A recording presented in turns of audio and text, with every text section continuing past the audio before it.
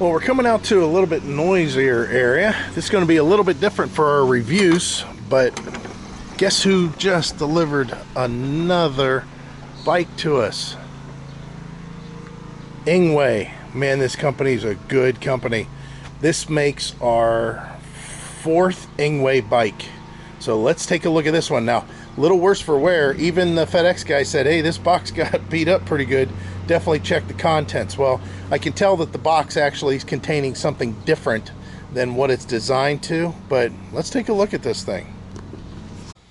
Now, for some of you that have seen our videos in the past, again, this is the fourth Engwe bike that we've had, and this one matches the black one that we had, except for one small difference.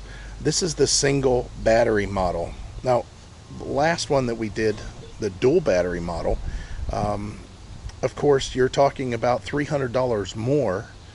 And a lot of people are saying, well, I like the bike, but it seems awful expensive whenever you get up to close to that $1,500 mark. Now, with coupons and money off and our discount and sales like Memorial Day sales, stuff like that, you can get it to where you can knock off $100 to $200 on some of these bikes. So I'm going to use just the retail pricing that they have structured for these.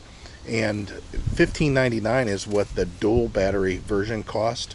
However, the single battery retail, suggested retail is $12.99. So again, $300 less.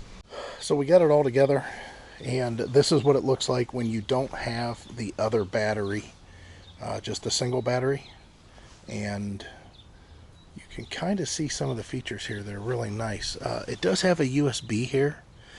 Of course, if you have two batteries, you would have two USBs, but let's just talk about the single battery one, because let's say you're trying to keep it a little bit cheaper. And like I said, $300 less, you can get this one.